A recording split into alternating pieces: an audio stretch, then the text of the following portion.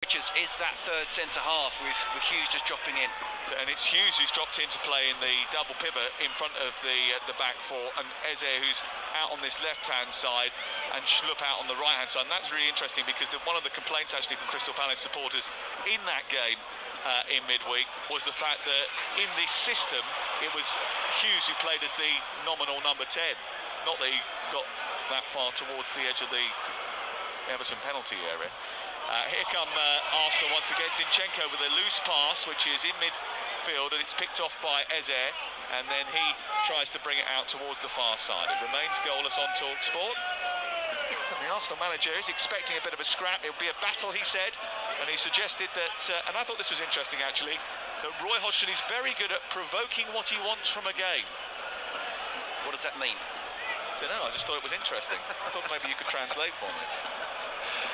Yeah, certainly one way of saying he's going to be difficult to play against, and he's certainly wanting that. You know, with the ball, the wing-backs are trying to push up, but without the ball, there's no doubt about it, they are becoming a 5 rather than a 3, and it's like, OK, can you break us down? I suppose that's the key, isn't it, to be fluid enough to be able to move Richards into midfield when you are attacking. Here's Saka down the right-hand side, trying to get the better of Mitchell. Again, he goes to the right, then comes back again, when there was an opportunity just to keep going there. Yeah, look, he's a wonderful player, and I'm loath to criticise him. He's someone who Arsenal really rely on, but I can just tell you as a fullback's point of view, if you know someone's going to come inside or outside, whichever way it is, then, you know, that's half the battle. If he can go down the outside and cross it with his right foot early on, it just puts question marks in, you know, the fullback. It's going to be a great battle, though, it really is, Mitchell against Saka. Yeah, the narrative around Arsenal, who have the ball on the halfway line now, is that they need a striker, but there's probably a little bit more nuance to that particular argument as we tried to have before the game. Here is Havertz trying to get free inside the box. It comes to Jesus. He gets in front of Anderson. He drops and then shoots over the bar, and it's out for a goal kick away to our right-hand side. They're miles behind City in terms of the number of goals they score. They scored fewer goals than Newcastle, just 2 more than Chelsea this season, but there is a sort of different side to the argument. It might be that maybe they've just become a little bit too predictable. Teams are frightened of them, obviously, because they've got great talent, and as a result of that, sit off in a low block, pack the defence like Crystal Palace have today, and an extra man in there. And maybe just Arsenal are a little bit too structured. I think that can be part of a problem of Mikel Arteta. I mean, Harry, I thought he spoke very well earlier on when he said that sometimes he can overthink things, and you know, certainly he would have learned from Pep Guardiola, who for me is quite simply the best and one of the greatest ever. But at the same time, he wants to be his own man, and you also have to just let teams develop. You know, they overachieved really last season despite the end. No one really thought they'd be the only team to really go for the title along with Manchester City. And this year, with the addition of Declan Rice and just having been a year older, having been in that position at the squeaky bum time, you know, just go for it again. It was exciting to be an Arsenal fan. This season just hasn't quite been, you know, a long way off from where they were on many facets from this time last season. And one of the problems they've got is that this ends up being what happens a lot. The ball is in the middle of the park, nothing much is happening, and there isn't that creativity, and there's certainly maybe not the tempo that's required. As Southampton take the lead away at Swansea, and remember they'll go above Ipswich into second on goal difference if they win today, and winning is how they've started the game, with Che Adams scoring the goal after just 7 minutes in that encounter, which is live over on TalkSport 2. You just wonder whether or not they're just playing at enough of a tempo.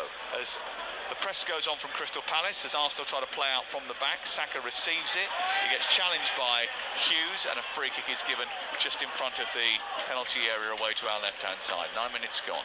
Saliba to Rice. Rice is allowed to roam into midfield now. He moves the ball up to the midway point of his own half before nudging it to the right, collected by White and then into Saka.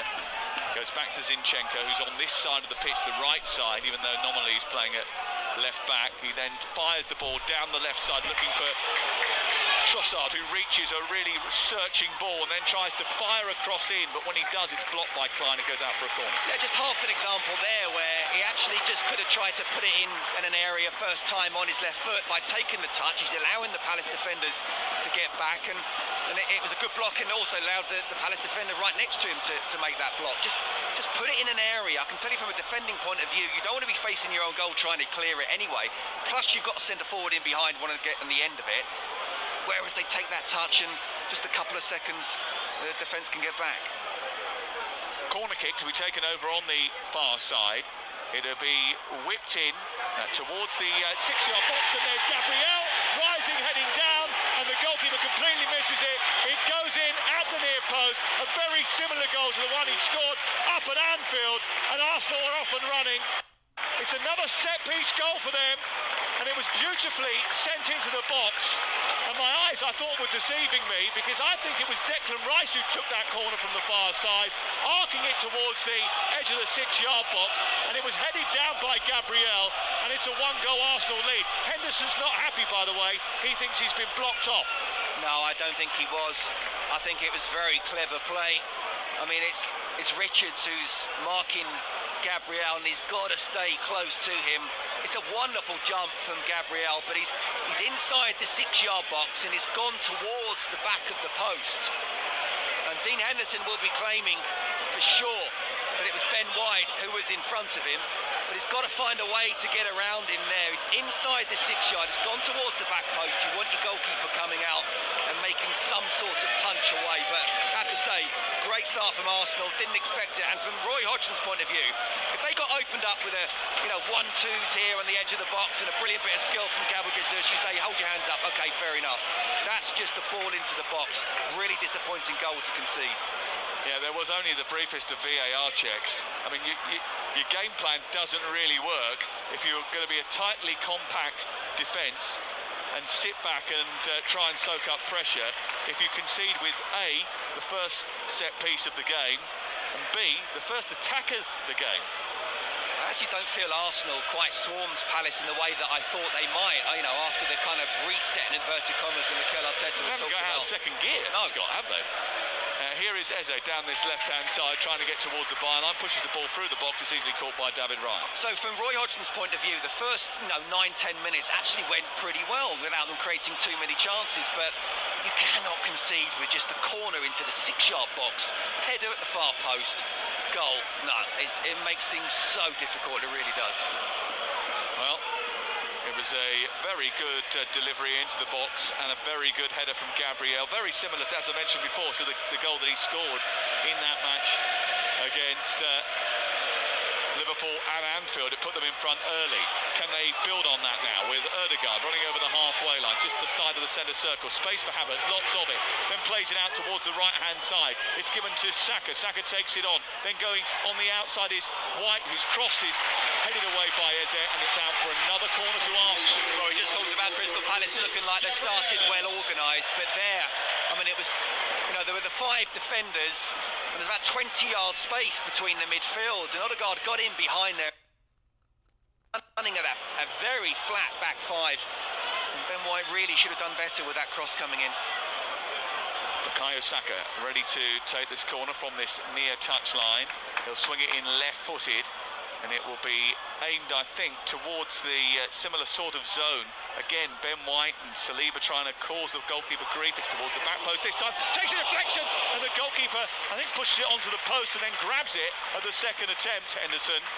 And there was a little bit of confusion there. The ball almost sort of ricocheted backwards because it hit the head of a Crystal Palace player, and then, just hit the top of the crossbar before Henderson came back and grabbed it. Jefferson Lerma, I think it was, who headed the ball back inadvertently against his own bar.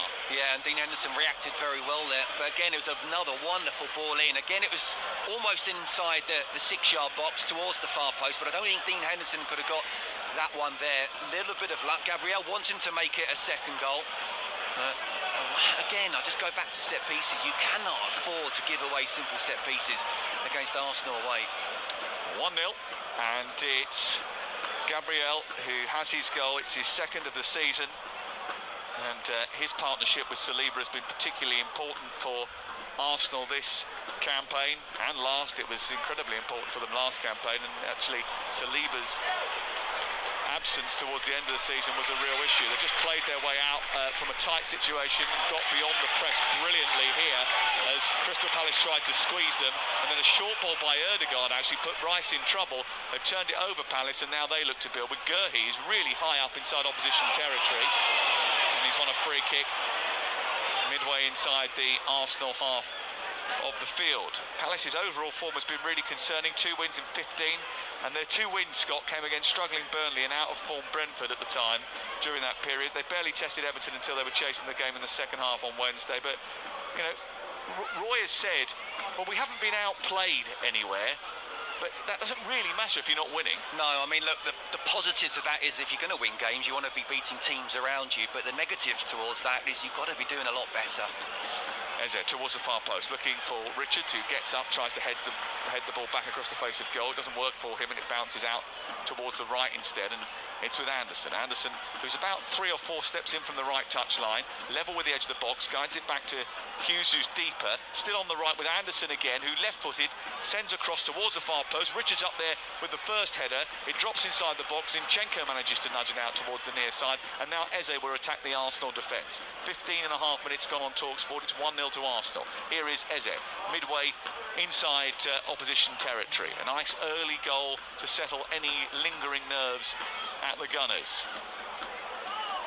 Palace still coming forward. Hughes into Eze once again. Can't get anywhere near the penalty area because there's just a red wall, a double red wall, insulating it. Yeah, 2 wins in 15, but, you know, again, I say about getting better. Watching Crystal Palace, you know, is a bit like paint dry. It's a bit like, well, give us something, even if you're not going to win that many games. Give us something to get us off our feet, to make that season ticket worthwhile. And again, I don't totally blame Roy Hodgson at all. He hasn't been given the money. He is what he is, and he's a very, very pragmatic manager who's been very successful over the years. But, you know, the hierarchy wanted him in for a 1-year contract. What can you expect? Zaha's gone, of course. You just, from a Palace fan's point of view, where are they going from here? Well, look, they've done this before. They've conceded early in a game. It looks like it's going to be one-way traffic, and then they came back and gave Manchester City a bloody nose. So there's every chance that they can cause problems for Arsenal as the game goes on. But they were 2-0 down there. They were, and there's every chance that Arsenal could, you know, fail to take advantage of this comfortable position. So we'll see how it plays out. It's still very early doors. 17 gone on TalkSport. Crystal Palace have struggled in their capital clashes recently. They're only winning their last 17 Premier League away London derbies. Have come at West Ham United in November 2022. Apart from that, these tense affairs, and I saw a piece by Dave Kidd in The Sun today who was talking about how London teams have it harder because there's so many tough games to play over the course of the season, so many derbies. Over on the far side, the ball is with Jeff Schlupp. Havertz thought that he had been fouled, he wasn't. Gabriel is winning the ball up in the left wing position over on the far side here, fighting with Richards. He's nabbed it, and now he's got it, trying to take on the defender, who's pushed him to the floor, and the ball's gone out for a throw-in over on the far side, and Paul Tierney's not made himself popular with the crowd. Well, I think it was the right decision, though. It was a good battle, wasn't it? Physical battle between the two of them, Richards and Gabriel. I think it goes to show exactly where Gabriel wants to be playing on the front foot as much as possible, trying to lead from example, and he's certainly done that with that goal. Well, Schlupp trying to escape down the far side, taking the ball out of play, and that's going to be another throw-in, this time to Arsenal. In fact, it might have been another infringement, and Zinchenko gets the 3 started. Here is Zinchenko. It's a little bit quiet at the Emirates here, and the ball is with White into Zinchenko. And Rice then turns it back to him, and Arsenal again very structured, very controlled, very happy to keep the ball deep inside their own half, and then now they send it over the top for Gabriel Jesus to chase, and he does that into the left corner of the field.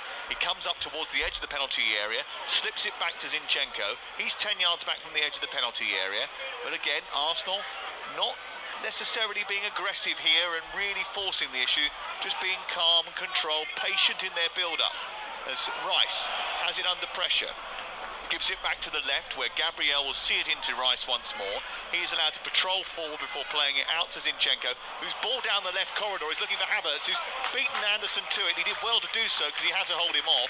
He wins it, gives it to Jesus. He in turn finds Trossard, who's run into an offside position, and it's going to be a free kick inside the box. But an interesting passage of play for Arsenal. Yeah, absolutely. You know, they're quite happy to play the ball over the top, but no one was really following Jesus, so he couldn't do anything with it. Then they were patient. A couple of good runs trying to get in behind. First of all, Havertz, who showed good strength, and then Zinchenko as well, who was offside. But yeah, you know, it's about making those runs, and I think if people do that, it almost forces the ball, whereas if you're just standing still and passing it around, it's very, very easy to defend against. You're one of those annoying early risers, aren't you? No, trust me, I'm an early riser, not throughout or because I want to, because I have to get the kids up to school. Well, I'll give you another reason to get up if you want. Do you like cricket? I used to love cricket. Well, the TalkSport Network is the place for live and exclusive ball-by-ball commentary from England's 5-match Test series of India. The first test gets underway next Thursday morning in Hyderabad. The team on air from 3:45 a.m. So whilst you're getting the kids up for school... Yeah, but they're not up at that time, are they? It's India time, yeah. They're not getting up at 3. Here's Saka in behind the defence, played in by White. He races to the edge of the box. He tries to centre the ball towards Jesus and ended up getting it straight to Richards more than anybody else. It's cleared away and behind and out for a corner. But I think that's a prime example of Arsenal's problems, isn't it, Scott? They pick the ball up deep, there's a high defensive line, the ball slipped down the right channel, he's raced through, he's outpaced the defence, he's got into the penalty area, but his early cross just didn't hit the mark. No, by the way, I will be listening to cricket from 6. But no, absolutely, and I'm surprised by Palace's tactics, to be honest with you, because they are playing that high line, so that ball over the top is on every single time. It wasn't a great ball from Saka, but that's on if they can look up and just put that ball in the space in behind the defence. 2-0 Southampton on TalkSport 2 as Saka sends a cross in towards the near post. Gabriel is there again with a header, and it's just wide of the left hand upright, and it's out for a goal kick. He just sort of got his coordinates messed up there, Gabriel. He went to attack the ball and then didn't realise where he was in relation to the goal, and he completely missed the target. Yeah, he was just ahead of the near post, wasn't it, which really needed a flick on, or just the side of his head, whereas he got way too much on it. But again, I go back to the fact when you're up against a very good team away from home, the last thing you want to be doing is giving away chances at set pieces. You should be able to block players off, and they haven't done that at all. Arsenal look really dangerous with those corners coming in. It's been a really poor start, I think, from Crystal Palace. Here is Rice out to the near touchline. Ødegaard further wide onto White. He's engaged by Mark Guehi, who seems to be sort of moving out of that defensive line now and playing almost in a midfield role, Scott. Yeah, it's Richards who's dropped in and Guehi's moving in. But I think he's always, again, without the ball, he's trying to go back into that 3/5. But if there's one centre-half that needs to go into midfield to help engage, help his midfield, he's the one doing it, not Richards. Yeah, they haven't created any chances up until this point, Crystal Palace. It's still 1-0 to Arsenal, who scored with their first attack on goal. Up towards Saka, ball elevated into the air by Guehi, picked up by Jesus, who scurries to the near touchline. They're midway inside the opposition's half, and then Ødegaard takes it on, and he can't really quite work it out to Zinchenko, so it's slowed down again. Now it's with Zinchenko from Gabriel. He looks for Havertz, gets a bump in the back, and he's never going to get anything for that. It's gone down too easily. There was contact, but nowhere near enough for a penalty, and that's good play from Paul Tierney in the end. No way was that a penalty. Havertz, you can see, feeling the touch, going down. And then handling the ball. He sort of caught it on his chest, didn't he? So, and then brought his two arms in together to try and cradle it, and then, yeah, free kick against him. No, he's tried to win the penalty, and it was no way a penalty. But to be fair to Kai Havertz, at least he's making good runs. Mateta looks as if he was backing into the defender, then was seemingly allowed to escape. A flailing arm seems to have struck the face of Gabriel from Mateta, and the referee now dealing with that over on the far side. Eventually gave himself a bit of thinking time, actually, Paul Tierney, then stopped the game, and now he's having a word with Mateta. I'm not sure he's going to book him, but he is going to give a free kick to Arsenal. Do you know what? In some ways, the game's gone. That's a good battle between a centre-forward and a centre-half where, yes, accidentally, the arm catches the face. Come on, be a bit stronger and get on. But nowadays, you get that, you go down, you win a free kick. I was listening to Weekend breakfast this morning with Natalie and Tony Cascarino, and they had some quotes, interesting quotes that have been in Sport Bild today from Thomas Muller. Yes. And he was talking about coaching and how coaches need to be a little bit harder and have a license to be a bit harder with players. That resilience needs to be instilled in them, he was sort of saying. But I suppose in a similar way, he was talking about the game going a little soft, and I think you concur, don't you? Well, absolutely. He was talking about being at Bayern Munich, being the top of the tree, and yes, you know, you've got to be careful nowadays in certain ways, but at the same time, you've got to create some resilience. And a dressing room's a tough place. You know, you've got 60,000 people having a pop at you. You've got to be able to handle it. Gabriel Jesus has not been flagged. Now he has. It always looked as if he was going to be flagged offside. And again, the game's got a bit bitty, hasn't it? There's not much attacking flow to it. It's very compact in the middle of the park, and the chances are few and far between. As Arsenal look to defend once again, they've scored the only goal of the game so far. Declan Rice's corner floated in towards the far post, headed home by Gabriel. It's Arsenal 1, Crystal Palace 0 on TalkSport with Super 6. Predict 6 correct scores from this weekend's action. You could win £250,000 without spending a penny. It's 18 plus, and terms and conditions apply. So listen to my predictions. Crikey. Was it for Crystal Palace not to score a goal? I did say. It wasn't one of them, was it? I don't think. 6 of them today. Well, Alisson just 2-0 kicked the ball out on this near touchline with literally no player in any vicinity. He just rather poorly gave the ball away, and now Arsenal have it again deep inside their own half. Saliba back to the goalkeeper, who's David Raya. The goal from Gabriel is the first one that Arsenal scored here at the Emirates since December the 17th. That was in the 2-0 victory over Brighton. Kai Havertz was the last player to score for Arsenal in this stadium. Here is Ødegaard moving through the centre circle now. A bit more pace to it, and he plays the ball along the floor and out to the wide left with the Belgian Trossard. Starts to come infield, looked to shoot from distance. That was blocked by Klein. And again, there was no one quick enough to gobble it up, so Eze just took the ball to halfway, stumbled into a challenge, and wins a free kick. Did well, Eze, did really well. Had 3 Arsenal players around him. Went past Declan Rice, got the touch, realised there was no one really around, so it went down and it was a foul. So good play from him. You know, you can say about being disappointed with Palace, and yeah, fair enough, certainly on set pieces defensively, but I'm disappointed with Arsenal despite them being 1-0 up. You know, in open play, they've not been scoring goals this season, and you know, you're expecting more. The reset happened, Dubai, everyone talking about, yeah, they're ready to go again and kick on. I really expected them to go at Crystal Palace today, and they haven't been able to do that so far. Yeah, I'm not necessarily sure much of it is down to the fact that Crystal Palace are shackling them. No. Ball runs loose on halfway.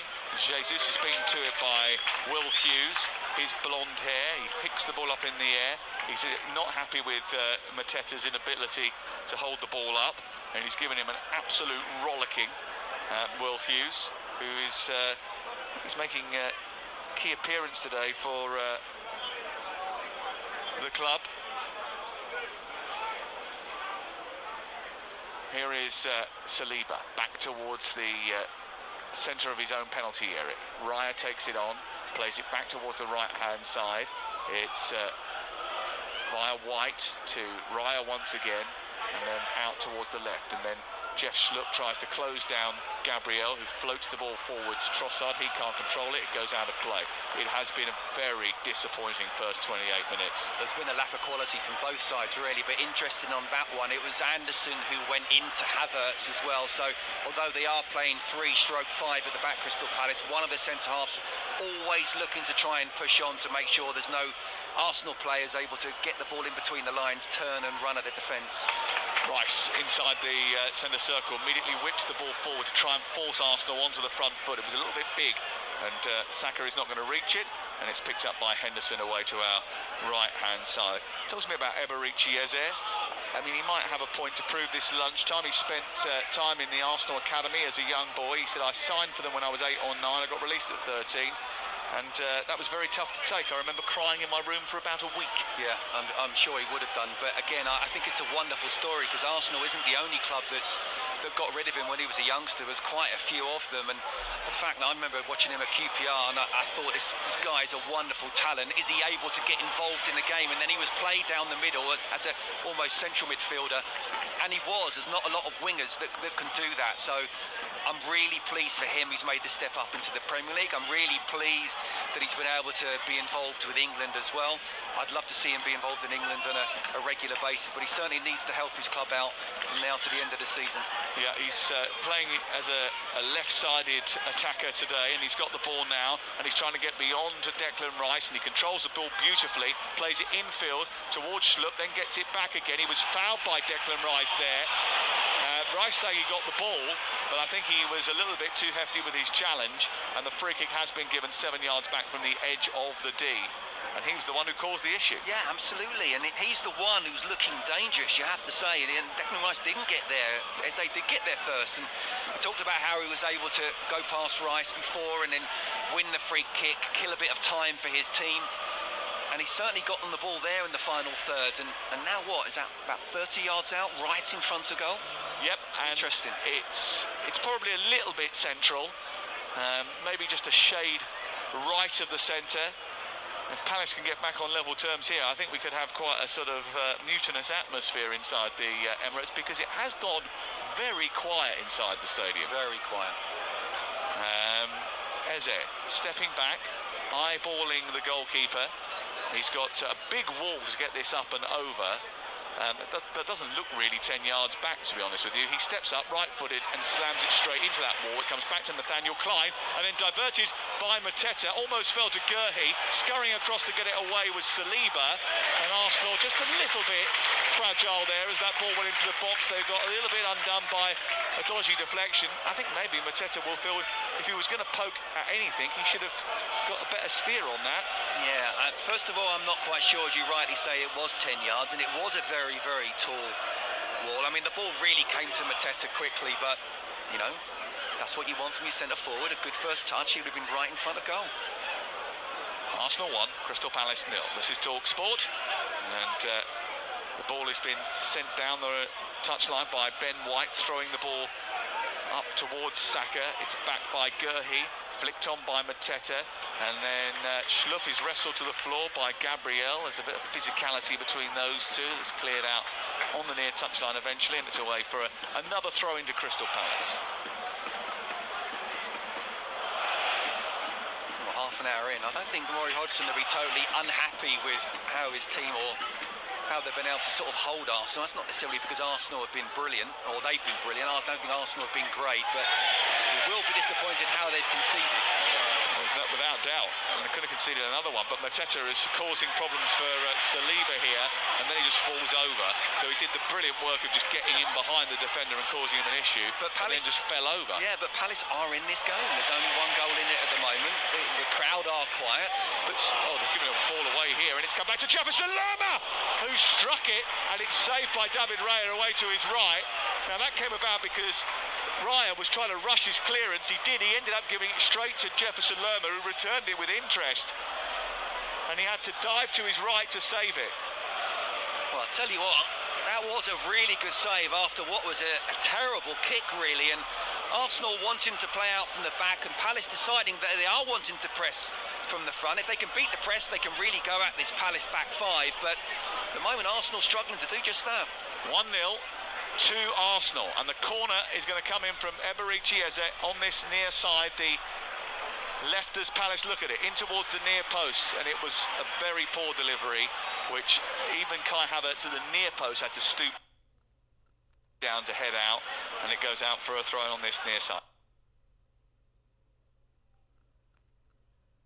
Scores Arsenal 1, Crystal Palace 0. On TalkSport with Now, and don't forget with Now you can stream all the Sky Sports action like Brentford versus Forest live today. £11.99, no contract search. Now Sports. Jesus has it halfway. Trossard back to Jesus. Zinchenko bursts into the centre. Palace trying to scurry back here because they gave the ball away on halfway, and then Jesus is fouled by Jefferson Lerma 12 yards back from the edge of the penalty area. And that's going to be a free kick to Arsenal now.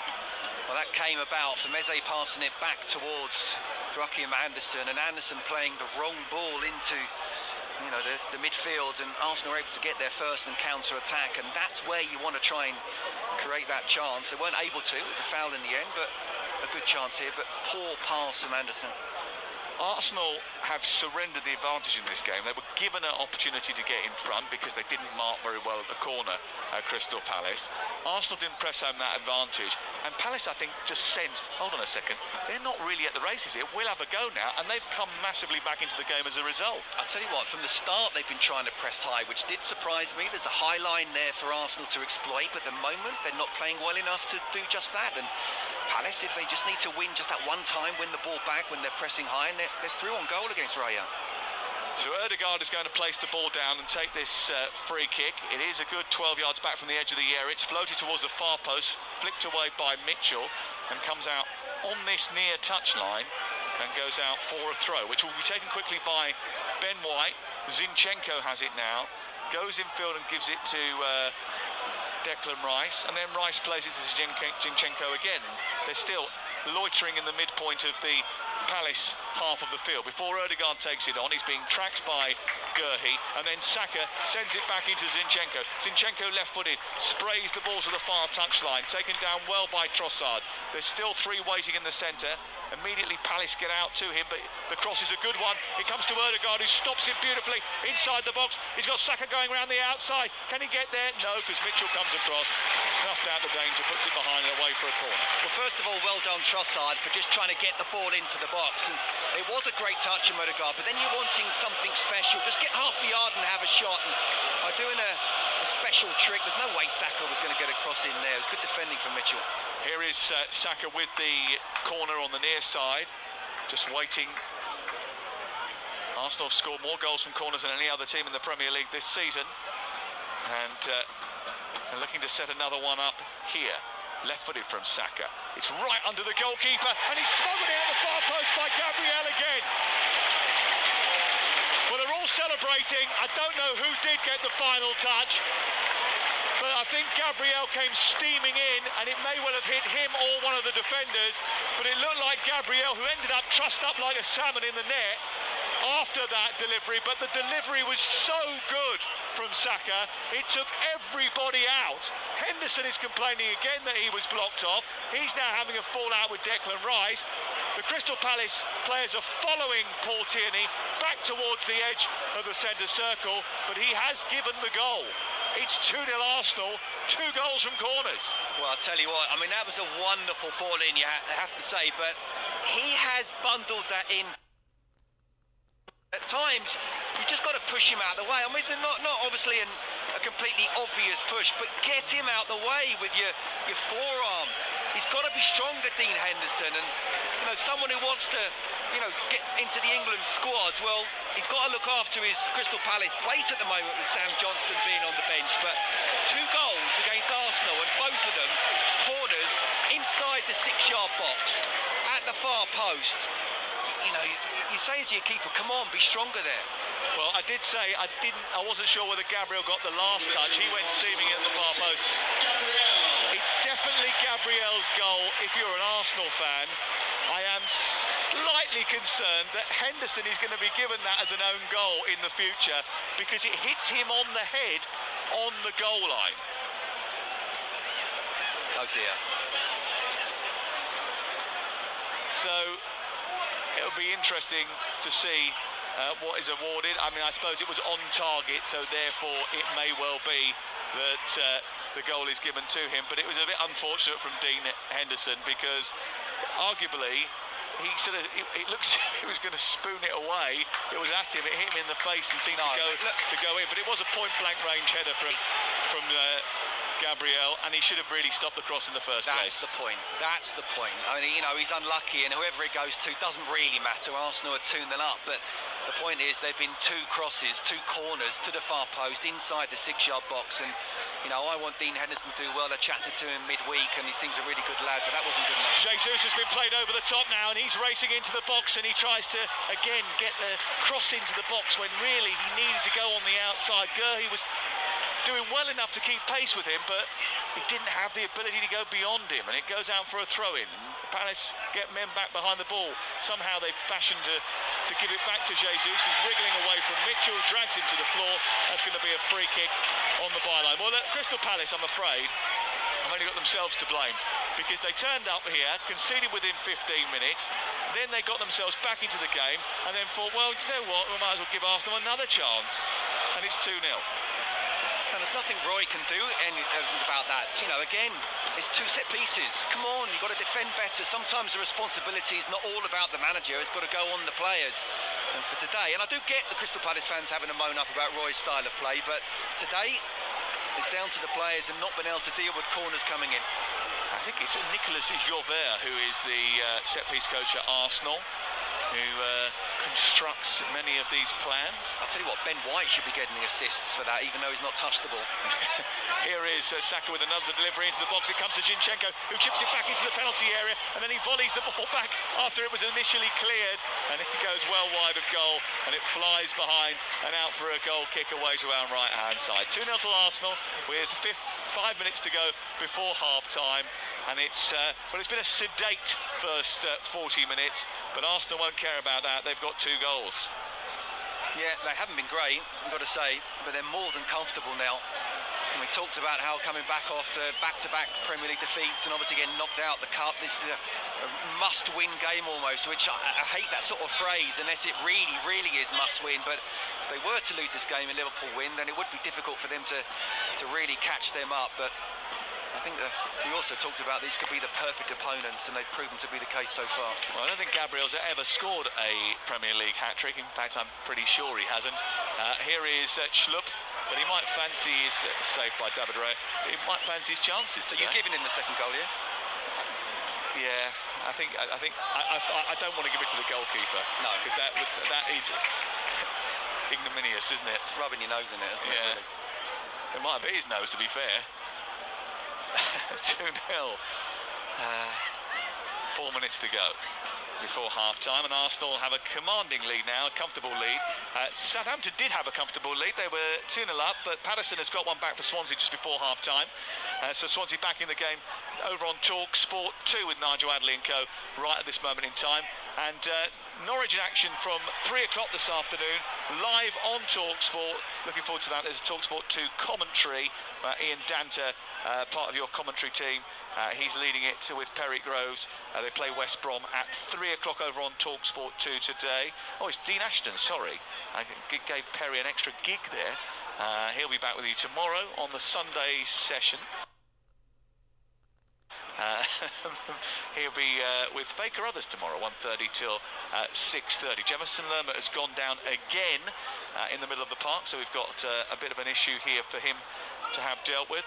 On-rushing was the medical staff. The 4th official is getting a little bit of a battering from Airport Albert, as they call him, the Arsenal fans. He's always got an earpiece in. He's the assistant manager, Albert Stuyvenberg. He's just having a quick word with the 4th official about something he's not happy about. And Arsenal just taking a bit of a time out here. We got live football for you on Monday night. It's Brighton against Wolverhampton Wanderers, so we're on air at 7 o'clock. It's a 7:45 kickoff on Monday night, and then Tuesday night Carabao Cup semi-final, and Wednesday as well. I think Thursday night we've got Bournemouth in the FA Cup, and we have Friday night there's live football twice. We've got TalkSport and TalkSport 2, Chelsea, Aston Villa on TalkSport 2. You're doing that one, aren't you? I am. I'm at the Cottage Wednesday as well. Yes, with me. It's hanging out again. They'll start talking about us, Scott. You're taking me somewhere, aren't you? I am. The score is Arsenal 2, Crystal Palace 0. On TalkSport with Enterprise, rent a car. Enterprise has 450 branches with all the vehicles your business needs. So how will you assess this if you're Mikel Arteta? Will you look at that first 45 minutes and think to yourself, right, OK, we've got ourselves 2 goals in front, but our play wasn't perfect. We now need to go out and extend this advantage, and not only to sort of craft a better style of play and to get ourselves back on track, but also to send a message to everybody else that we're finding our way back to where we were. Absolutely. Look, he'll be delighted with 2-0. He won't be delighted with the performance, but if they can, say, finish this game 4-0, even if the performance hasn't been great, people will read that scoreline and say, right, Arsenal are back. But he will be looking at the performance, and he'll be wanting more in that second half, and that's slightly worrying for Crystal Palace, because I'm not quite sure they've not got another gear to them. And don't forget, the 2 goals have come from set pieces, not from open play. So if Arsenal can get better from open play, then they really can open up this Palace side. So it could be a tough second half for Roy Hodgson and his team as well, but I do think they can get a lot better, Arsenal. 64% of possession as Jefferson Lerma comes off on this near side and has received his treatment. It looked like he got a bit of a head injury there. He's now being assessed, and we're back underway, and an offside is given against Jean-Philippe Mateta. 64% ball possession for Arsenal, 7 attempts on goal, 2 on target, 2 goals up until this point. I mean, can you tell me which Arsenal players played really well? None of them in that first half. No one. Gabriel, there you go. Yeah, absolutely. Gabriel and Saliba, actually, the 2 centre-halves who I think are terrific. I think they're one of the best centre-back partnerships in the country. But going forward? Going forward, they haven't really done much apart from the set pieces. Here's Trossard trying to change that. Swishing the ball from left side to right. Chested down now by Saka, who meanders up to the edge of the area, then gives it to White, whose first time cross is a dangerous one, but he's headed away by Anderson. 4 minutes only time at the end of the first half. It's headed out towards the near touchline, and Eze picks it up. He runs down the left touchline. Backing off was White, who just waited, timed his intervention, pinched it, and now gets the ball forward. There's a ripple of applause. Oh, poor clearance that by Saliba. That's my fault. I said it was brilliant. It comes back to Lerma, who's going to strike it down to the goalkeeper's left. He sort of fingered it, and it came out of his hands and almost went towards his left. He eventually grabs it at the second attempt, and then he manages to clear it. Yeah, it's one of those dipping crosses, dipping shots that bouncing just in front of you. I'm laughing at the Crystal Palace banner that's just been erected over on the far side. It says, "Scarves for show, pyro for a pro." I think it was laughing at the fact that Arsenal do that thing with the scarves in the air above their heads before the start of the game to North London forever, and then Palace pull out a couple of flares. Interesting choice for a banner. They must be really bored this season. Here is Zinchenko onto Jesus, out to the near side, looking for Saka, who's getting to the byline, comes into the box, goes one way, then the other, gets to the byline again, sends a cross in towards the near post. It's away by Anderson, collected now by Saliba, then on to Ødegaard. Now Rice is about 6 yards back from the edge of the penalty area. Ødegaard bends one in towards Havertz. It's away by Richards, who flicks it clear, and it comes back out to the edge of the D, and then it's won by Saliba again on halfway. We're in the second of 4 added minutes at the end of the first half. It's still 2-0 to Arsenal, and Havertz has it, and then he sends it back. Trossard brings it down, left-footed, volleys the ball over the top of the crossbar and can't finish. He thought he took a deflection, Paul Tierney didn't. Alex Zinchenko is pleading, as he often does, sort of crouching down as he does in that sort of style where his bum goes out and his whole body goes forward, and he puts his 2 hands together as if to say, come on, you must have seen that, ref. And Trossard's effort did go over the top of the crossbar, and it did take the tiniest of little flicks. I wish we were on TV as you explained in that, the way you bent over, the way you did the little hands together. It looked quite funny. That was method acting, that, wasn't it? I was trying to articulate what was happening and doing the actions at the same time. Brilliant. No, look, and that's what Arsenal need to be doing more of in the second half. You know, that was Trossard, and then following his run as well. No one following him. It was very unlucky in the end. Could easily have been 3-0. This kid standing next to me with the massive baguette is looking at me as if I'm absolutely crackers. Why is he bending over? You're going to nick his hot dog, aren't you? Nah. Could share it out. It's big enough. It's bigger than him, isn't it? I saw some guys coming down with them earlier on. They're absolutely huge, aren't they? Here is Lerma playing the ball forward. Half the seats in the Emirates are now empty because they've all got one of those gone off to get one of those foot-long hot dogs. And Anderson's bringing the ball out of defence.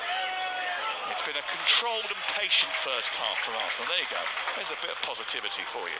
As Henderson pings the ball forward. He's had a difficult first 45 minutes. Those two set pieces really undone him. He felt he was blocked off for the first one and for the second one as well. The truth is, on review, we think he should have been stronger for both. One delivery from Rice, the other one from Saka.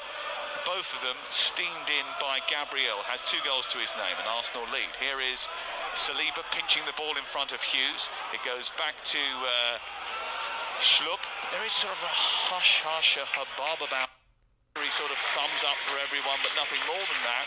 Arsenal haven't lost 3 home games in a row without scoring since 1908, and they have absolutely no plans to set a new precedent here, partly because they were gifted 2 goals really in that first half. A first half where there wasn't much great attacking play from Arsenal, but they contrived to win enough set pieces to score from 2 corners once again. The best corner kick team in the country lead by 2 goals to 0 at half-time.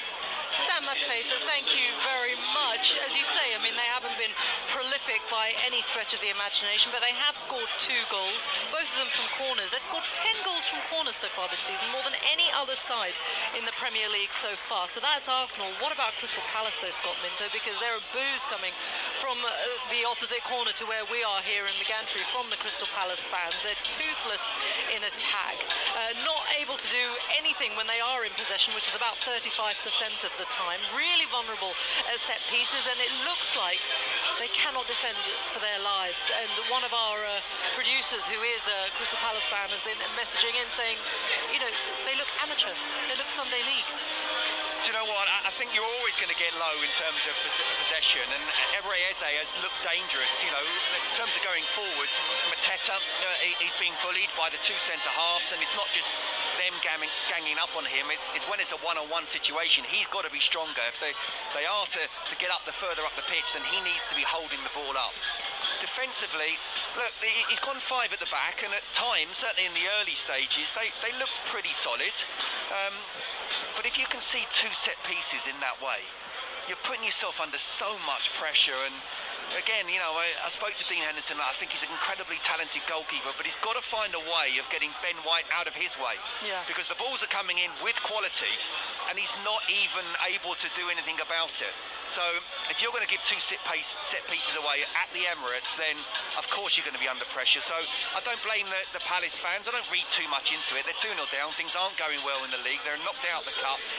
You know, they're justified to do that. But I just don't see how Palace can get back into this game. I really don't. And on that point, with Ben White potentially blocking Dean Henderson, that was his argument. He wasn't very happy about it at all. He was directly in his way, but then there was, of course, that unfortunate moment when the ball did look like it came off the back of Dean Henderson's head. I don't know whether that contributed to the actual goal, whether it was going in anyway, but it's not been a great day for someone who we know has been or wants to fight for that #1 position. No, absolutely, and wants to get into the England squad for the Euros as well. Look, he's got to find a way of getting around Ben White, because the quality balls are coming in, and it's going to happen again and again. If he's not careful, this could be 4-0 and 4 goals. You can turn around and say, or he could turn around and say to his defenders, look, and I think it's Chris Richards on Gabriel, look, you've got to win your personal battle, but it's very difficult to do that when he's moving around. If it's, bottom line is, Resh, when I was a defender, I was always thinking, if it's around about the 6-yard and inside the 6-yard box, the corner's coming in, I want my goalkeeper to come through my players, even if it's through me as well, and get a punch on it. And he's not able to do that. He's been too passive.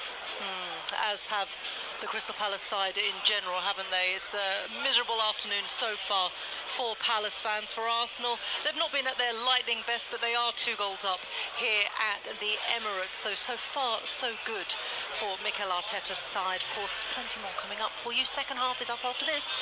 Game day exclusive on TalkSport with Now. Stream the Premier League where every match matters live for £26 a month for 6 months, no contract. Offer ends 21st of January. Search Now Sports. 18 plus. Stream via internet. Terms apply. Y'all ready for something new? Oh, you thought it was just burgers and fries? They got more flavors than you tasted or you heard in your life. Yummy. And it ain't only restaurant.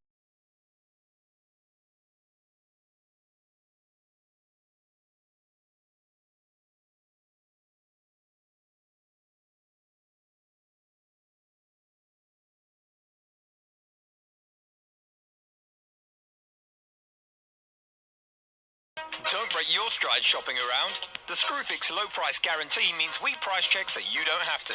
Found something cheaper? No problem. Head into any Screwfix store and we'll refund the difference. Look out for the low price guarantee badge on hundreds of trade essentials. And don't let shopping around slow you down.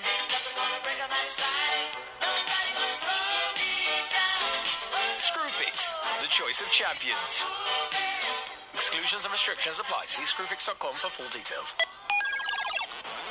Talk about a blast from the past. The 1990s. When McDonald's started using 100% British and Irish beef in our burgers. Back when you actually had to leave the house and head to the arcade if you wanted to play a game with your mates. What a time. It's just one of the little changes McDonald's have been constantly making to the way we source and produce our food over the years. McDonald's. Change a little, change a lot. In sport, what's just as important as the goals, the glory, the roar of the crowd? Yes, it's the half-time break. Time for a breather, a reset, to keep everything on track. In sports betting, Betfair's safer gambling tools help you do that too. Like timeouts, so you take that all-important half-time break. Or deposit limits, to help you keep count. Manage your play at safergambling.betfair.com. Simple ways to stay on top of your game with Betfair. 18+ begambleaware.org. We all fantasize about our perfect home. Sipping a morning coffee out on the terrace. Good morning, Mr. Squirrel. Morning. The kids building a treehouse in the garden. I'm living my perfect childhood. But come on, this isn't real. Listen, if you're serious about making your fantasy a reality, find out what your home is worth instantly with a free online valuation estimate. Get real about moving. Get on the market. Most common time to obtain an online quote between 1st of June 2022 and 30th of September 2022 is under 3 minutes. Excludes Northern Ireland. From unpunished tackles to dodgy penalties, the VAR debates rage on. Be in the know with the ultimate football coverage from the Sun's free pull-out goals. With the best writers pitchside for in-depth match reports, it's all about goals. And with unrivaled news from the Premier League to League Two, it has to be goals. Stay up to date on all the latest football action. Get your free copy of Goals every Saturday, Sunday and Monday only in the Sun. Game day exclusive on TalkSport with Enterprise Rent-A-Car. Enterprise has vans of all shapes and sizes. So if you've got a plan, we've got a van. This winter, TalkSport 2 is the only place to hear live and exclusive ball-by-ball commentary of England's Test match series in India. Hear laser-guided analysis from a top-class lineup of cricket experts, including David Bumble Lloyd, Steve Harmison, Darren Goff, Kevin Peterson, Alex Tudor, Gareth Batty, and star of the 100, Phoebe Graham. Oh my goodness! Hear exclusive ball-by-ball commentary of the first Test match live from Hyderabad this Thursday morning, only on TalkSport 2. Hello there, you are listening to Game Day Exclusive. I'm Reshmin Chowdhury. I'm alongside Scott Minto and Sam Matterface for Arsenal against Crystal Palace. And at half-time, it is Arsenal 2, Crystal Palace 0.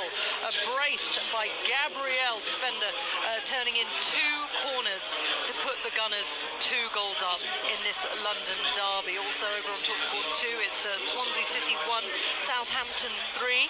And right now, it is time to continue to look ahead to this weekend's Premier League action with Super 6. The TalkSport Match Predictor with the Super 6 Christmas rollover. Every Saturday until Christmas, the jackpot will roll over if it isn't won, so it could reach a whopping £1 million. 18 plus, terms and conditions apply.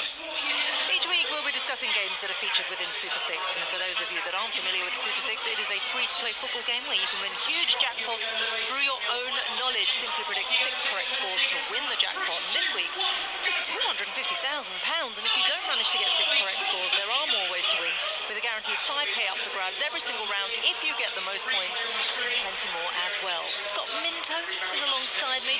Let's quickly run through the final 3 games on the list. We're going to start with our exclusive TalkSport 2 commentary match at 3 p.m. today, which is Norwich against West Brom. What are you going for that one?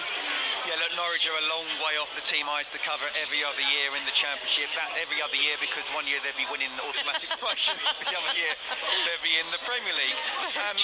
Look, I think it's a tough month coming up, but this month they have done very well. A draw against Southampton, they've beaten Hull away and through to the 4th round of the FA Cup. Whereas, you know, with West Brom, actually, I really like Carlos Corberán. I think he's done an amazing job in very difficult circumstances. No parachute payments, ownership problems. I saw them for TalkSport beat a very good Ipswich side 2-0, and it didn't flatter them at all. They're solid defensively. 3 weeks to prepare where Norwich didn't, so I'm going for an away win here, 2-1. 2-1, okay. Well, I've got to say this fixture is the most popular prediction of the round, actually. Over 330,000 players are predicting West Brom to edge a 2-1 win. Okay, there's also a 3 o'clock today where Bristol City host Watford. What's your Super 6 prediction for that one? Yeah, these two only met on Boxing Day, didn't they? And Bristol City won 4-1. Look, it was a great result and performance from City against my old side, West Ham. Early goal, clever play, in your faces, job done.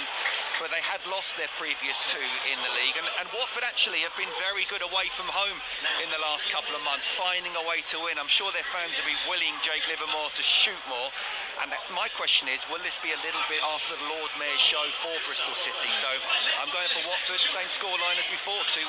Yeah, well, Watford are going for 3 wins on the bounce, and they face Bristol City. Over 560,000 Super 6 players are expecting them to continue their fine form with a win today. And finally, sticking with the Sky Bet Championship, then Leeds United host Preston North End at midday tomorrow. Well, that's live and exclusive on TalkSport 2 as well. What's your Super 6 prediction for that one? Yeah, look, I predicted Leeds and Leicester to go up automatically at the start of the season. Leicester obviously have been brilliant. Leeds a bit more inconsistent, certainly away from home. But at home, they are very good. And while I saw a very dogged Preston at Stamford Bridge just a couple of weeks ago in the Cup, second half they collapsed a little bit. No real surprise there, but it was a good win following that against Bristol City. But I think Leeds will be far too strong. I'm going for a home win, clean sheet, 2-0. Okay, 320,000 players are 320. Yes, I was read that number wrong there. 320,000 players are expecting Daniel Farke's men to get a comfortable 2-0 win. Don't forget that Norwich against West Brom is live on TalkSport 2 this afternoon, while Adrian Durham will take you around the grounds here on TalkSport at 3 o'clock. That is all thanks to Super 6, and don't forget Super 6 has set up its very own TalkSport League. Sign up on the Super 6 website or app. You can use the code TALKS6, that is TALKS6, where you can also win £100 for topping the league every single round. And remember, get those predictions in by 3 p.m. today. 18 plus, terms and conditions apply. The TalkSport Match Predictor with the Super 6 Christmas rollover. Been £1 million! Get your entries in by 3 p.m. today with Super 6. 18 plus, terms and conditions apply. Yep, Adrian Durham will be following us here on TalkSport. He's at Stoke versus Birmingham City today. Adrian, how are you doing? Yeah, I'm okay. Yeah, you're right. Yeah, I'm all right, mate. I'm good. An interesting one. 17th against 20th in the Championship. New blood in the dugout as well for both of them. It feels like a really interesting time for them to be playing each other. Yeah, it is. And I think that when you say those league positions, it's slightly misleading. Birmingham, we know, were in the playoff places, and then Rooney took them right down to just hovering above relegation. They've obviously changed for Tony Mowbray since then. Let's see what he can do with them. But they're certainly not promotion material with the squad they've got. But Stoke City should be. They've got some very good players, some of whom are very inconsistent, and it's up to Steve Schumacher to show everybody he's the manager to gel them into a team, because it's been too long for Stoke. They've been finishing bottom half of the table too many seasons in succession. He's unbeaten since he came here. 1-2, drawn 3. Both his home league games have been 0-0. So I'm just fingers crossed there's going to be goals today. But I actually believe in Schumacher. I think he'll do a good job at Stoke. And what about Tony Mowbray? You know, he's been everywhere, hasn't he? And done a decent job everywhere he's gone. He's still, you know, the safe pair of hands as opposed to the glamour appointment of Wayne Rooney. Yeah, I mean, I love what Tony Mowbray did with Sunderland last year, getting them to the playoffs, playing exciting football. Some of their results, Sunderland, were really dodgy, but not to the point, this season I'm talking about, not to the point where he should have been replaced by Michael Beale. I didn't get that at all. He will do at least a solid job. He could do something spectacular at Birmingham, like he almost did with Sunderland last season. They had no fit centre-half, Sunderland, for the playoffs, otherwise it could have been them instead of Luton going up. But let's see what he can do. A long way to go from where they are, 20th. But the weird thing about this, these two went head-to-head, Schumacher and Mowbray, head-to-head in November with different clubs. Plymouth beat Sunderland 2-0. That's the next Championship is crazy, we know that. We know that, don't we? And just finally, Norwich against West Brom, that one's live on TalkSport 2. How good is Norwich's Jonathan Rowe right now? Adrian. He's been so unlucky with injuries in the past, but this season he's coming to the fore. He's electric, he's spellbinding, he's capable of creating something out of nothing. Are you not going to ask me about Arteta? I can ask you about Arteta, only because we've only got about 20 seconds, that's all. We're just about to kick off here, so... They all said trust the process. All it is bundling goals from set pieces. That's all it is. This is what they waited for. This is what they waited for, but you know what? They're pretty good at it. No one scored more goals from corners than Arsenal in the Premier League, so there you go. They're doing something right. From Man City, that's yeah, why, that's the one. Yeah. But anyway, listen, no, good luck to him, but I don't think Unai Emery had to go for this. No. But he has, and Arteta's in charge. 2-0 up at the moment against Crystal Palace, and they will be kicking off the second half very shortly indeed. Adrian, great to talk to you as always. And as I say, the ball is just being put onto that centre circle, so it's time to hand you over to our commentary team. Scott Minto, but first, Sam Matterface. It's interesting at half-time, actually, because I came off that first half thinking that the atmosphere was a bit quiet, and you mentioned it, Scott, as well, as we get underway at the start of the second. And I just thought I'd do a bit of inquiry as to why that is. Why there is an anxiety, why there is a sort of sedate feel to it. But we'll discuss that in just a second, because Arsenal immediately on the front foot here. No changes at half-time. Saka has delivered a ball into the box, and they've won another one of those deadly corners. I'm intrigued. Well, a few people also mentioned it and said that it's been like this for a little while. Maybe it's to do with loss of form. Maybe it's to do with the fact that they're still a little bit... The fans are still bruised from what happened last season. And, you know, they believe that they should be doing a little bit better than they have been this campaign. They are 10 points worse off, but they are on the attack here. The corner is over on the far side, and it's Saka to take it in towards the near post. Gabriel was up there again and so close to it. And then it comes back out and goes out towards the far side via Rice into Saka once again. 2-0 to Arsenal, red shirts, white sleeves and white shorts. And they're on the attack with Zinchenko. Into the box, he funnels the ball. It's away by Mateta. It's a poor clearance by him. Picked up by Saka, sent back to the edge of the area. Rice strikes it in towards the near corner, and it's stopped by Henderson, and he will clear. And this is the kind of approach I thought we'd see from Arsenal at the beginning of the first half. Absolutely, me too. I used the word swarm all over Palace. You expected, and it didn't really happen at all. And again, 2 set pieces. Look, 2-0. The Arsenal fans won't complain about that. But in terms of the performance and obviously the bigger picture of, do we look like this side is ready to go again, to reset, to go on a fantastic run and win the Premier League? Well, at this moment in time, I'd say no, but you can't judge them on 45 minutes. I'll go through the 2 teams for you. Raya is the goalkeeper, White, Saliba, Gabriel and Zinchenko the back 4. It's Rice, Ødegaard and Havertz in midfield. Saka, Jesus and Trossard going forward. And Saka has the ball and he's brilliantly curled it into the path of Havertz, who's running to a bit of a cul-de-sac, but Palace have allowed him to get away with it. It's bounced into the path of Jesus, and then it's with Trossard, who went to pull the trigger. It's a very congested centre of the goal there, and he tried to shoot it, but it's blocked away by Lerma and then taken to halfway, and it's eventually collected on this near side by Schlupp, and now Palace come on the attack. They've got Henderson in goal, a back 3 of Richards, Anderson and Gurhi. The fullbacks are Klein and Mitchell, Lerma and Hughes in midfield, Eze and Schlupp supporting Mateta in attack. I was going to mention this to you as well at just after the break, but Dean Henderson has been awarded the second goal, an own goal. I got that message at half-time only because one of our friends has Gabriel in his fantasy team, and he's incredibly disappointed about the fact that Dean Henderson has been credited the second goal. Yeah. Here is Anderson, moves up towards the midpoint of the Arsenal half, sends it wide towards the left, collected by Mark Gurhi, who's that one pushing forward now for Palace, and then it goes back to halfway, and Chris Richards. Who gets the assist for that then? Gabriel, I would have thought. So at least he's got an assist. He's got an assist and a goal. Is that any points? Yeah, it's extra points. Here's Eze, flicking down the left-hand side. A right-footed delivery towards the near corner, and it was an early shot from about, well, the midpoint of the Arsenal half, and it just swerved and dipped in front of Raya, and he went to his right-hand side and had to push it round the post. No, I've got to say, Gabriel obviously has been very good, goal, assist, and defended extremely well, but Eberechi Eze, I think, is the next best player on the pitch. Well, certainly this half has started better than the first half, and the corner comes in now from Eze. It's right under the goalkeeper, who stretches his arms up into the sky, pulls it in, and he will clear upfield. 2-0 to Arsenal, 49 minutes on the clock. Can they get a killer goal here in this second half? They've booted the ball high upfield, on towards Havertz, and then it's on towards Jesus, who's on the right edge of the area. Comes back to Trossard, he's air-kicked it. It's gone through his legs and hit his left standing foot and bounced into the arms of the goalkeeper. Meanwhile, Saka felt that he was pushed off the ball and crumpled to the floor, and he wants a penalty for the collision that happened between him and Will Hughes at the far post. Well, first of all, you've got to give credit to David Raya, who got it straight out. I don't think that was a foul, and when Gabriel Jesus got the ball and he looked up, again, his instincts are to take the touch, where I think he should have actually played that in first time. As it happens, it was still a good pass to Trossard, whose first touch himself wasn't very good, but, you know, better from Arsenal, a quick, incisive counter-attack. Airport Albert is still upset with the fourth official over that challenge. Here is Klein down the right-hand side, clipping the ball towards the far post. It goes out of play over on the far side. A very experienced coach, Albert Stuivenberg. He's been around the block. And he's a good, wise counsel to Mikel Arteta, who's hoping that his team continue in this vein.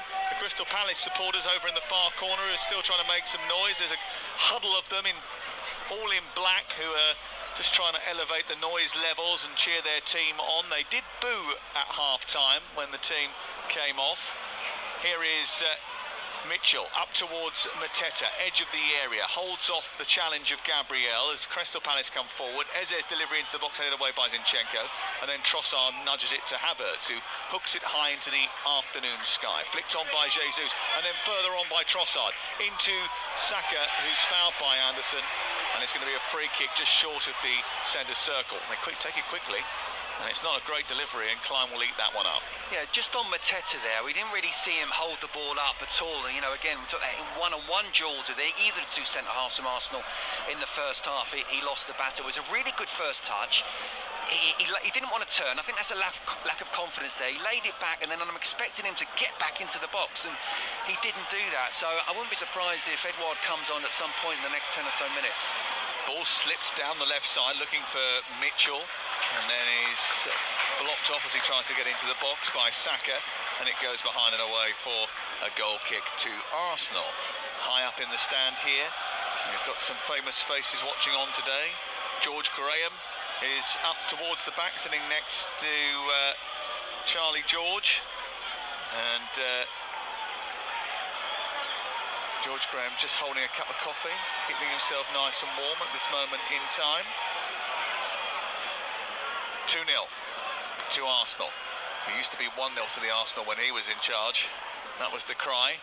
Ball sent long up to Jesus, who flicks it behind, and Trossard tries to run onto it. And it's a couple of times now, actually, that David Raya has released the ball quickly and long through the middle of the pitch. And I know that when they were recruiting Havertz, one of the things that they were trying to do is add a little bit of variation to their play by being able to go longer into him. And that's something that was behind Raya's acquisition as well, the fact that he has the ability to do that. Absolutely, and that's what you want, Havertz, to just sort of add something different. You know, I still don't know, after all this time he's been in English football, what his best position is. He's not a number 9. He's not a wide player. He's not an 8. He's probably a 10, but does he do enough as a number 10? And he's, you know, in a 4-3-3, there is no 10. And even if there is a 4-2-3-1, then Martin Odegaard's going to play there. Zinchenko to take a throw midway inside his own half. Palace unbeaten in their past 3 Premier League visits to Arsenal under Roy Hodgson. They were technically under the caretaker management of Paddy McCarthy when they lost 4-1 here last season. And their overall record against Arsenal is lamentable, really. They won just 5 of their last 47 league meetings, including only 2 of them away from home. Once at Highbury in 1994, and once here. They've only won once here in the league. 3-2 back in 2019. They're not going to win this game today unless they can fashion a way back into the match, which at this moment in time hasn't looked likely. They're coming forward on the left into Hughes, and I'm sure Mikel Arteta, actually, being 2-0 up at half-time, would have reminded the Arsenal players about that Manchester City experience and what his former club went through earlier in the season when, you know, they were 2-0 up against Crystal Palace and then ended up being pegged. There's always a chance, if you don't put any team to bed, there's always a chance that they can sneak back in when you've got such a big amount of time to claw your way back into the tie. No, absolutely. Look, you know, people say 2-0 can be a difficult scoreline, but give me 2-0 any day of the week. But if Palace do get the next goal, then suddenly not only might the players get nervous of Arsenal, but certainly the fans will. So I think the next goal puts the game to bed for Arsenal. We talked about, again, sending a statement out to the rest of the Premier League that Arsenal are back. I don't think it's been a particularly great performance so far, but, you know, a 4-0 scoreline would certainly say, do you know what, we may not have played well, but we still won 4-0. 2-0 to Arsenal. Ball clipped down the right touchline looking for Havertz. Havertz is tight to that touchline. There's a slither of sunshine on a freezing cold day in North London. Just turns back towards the halfway line, funnels it into Zinchenko. He then pushes it up to Ødegaard. Lovely little flick into Jesus, round the corner, but offside flag is up. But it's still better though, isn't it? It's incisive passing, it's forward passing, it's a little one touch, it's a little flick, and Jesus should be reading that. He should be looking along the line, but again, it's better. They have stepped it up in the second half. They are wanting to play that sort of quicker, incisive football, and yeah, at the moment they haven't got a goal, but they've just got to keep on doing what they're doing. Yeah.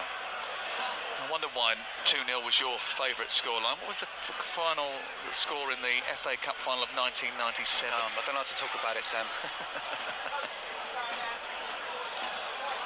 FA Cup winning left-back Scott Minto is with us in the commentary box, and we are 10 minutes into the second half, and it's Arsenal who lead by 2-0. There's a little tussle over on the far side between Rice and Eze, and it's Arsenal come away with the ball. And there's still just a ripple of noise around the ground, nothing more than that. There's a real hush. There's a couple of boys behind the goal away to our right-hand side. It is a collection of younger lads who have got a drum, and they're trying desperately to rev up the atmosphere and get a little bit of soundtrack to proceedings here. Do you know what? Look, it absolutely, as we talked about under Mikel Arteta, and certainly in the last season or two, is a very much an upward trajectory. But it doesn't have the same feel of last season, does it, around here, where everyone was in it together, was loving watching what they were doing, even if they were going a goal down, the fans weren't panicking, they were getting behind the team. Good touch by Havertz in the centre circle. He sends it left to Zinchenko, who joins the attack. Ødegaard with Jesus on his right, but it was a bit behind the Brazilian, who's gone down the right side, shot towards the near corner. It's hit the side netting. It's gone behind and away for a corner over on the far side. Now again, much better play, but you're right, that pass from Ødegaard just meant that Jesus had to check his strides, and by that giving the Palace defenders half a yard to get in the right position, which meant that Jesus in turn couldn't quite get the shot, or was certainly able to get that deflection anyway. Arsenal's top Premier League goal scorer is Bukayo Saka. 12 teams in the Premier League have a top goal scorer with more than him. But Gabriel will threaten again from this set piece as it goes in towards the far post, and it's headed down by Havertz. Drops inside the box, comes to Zinchenko. There's Saka with an effort. He'll break inside the 6-yard box. Jesus goes down. He thinks he was tripped. Should have a penalty. That's what he's claiming, and Crystal Palace clear the ball away just about.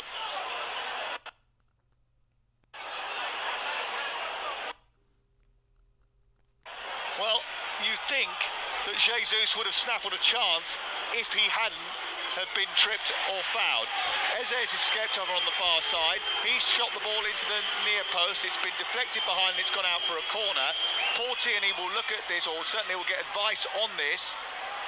I mean, Klein is a judge to have pulled him back, but, you know, it wasn't anywhere near the pullback on Danny Welbeck by Kulusevski down at Brighton a couple of weeks ago. No, I mean, but the bottom line is there was a slight pull, but I think Jesus realised he wasn't going to get to the ball, so he's gone down in the hope that he'll win a penalty, but I think that's a good decision from Paul Tierney. No penalty, and VAR have checked it and agreed with it. So it's a corner to Crystal Palace at the other end, swinging the ball into the edge of the 6-yard box. Anderson gets a header on it, but out of the penalty area rather than in. Hughes elevates the ball towards the 6-yard box, and then Raya grabs it, steams forward, and brilliantly bowls it out towards the far side. Jesus finding Trossard, edge of the penalty area, comes inside, right-footed, it's over now, slams it down the middle of the goal, and finally the Gunners' shots are doing some damage.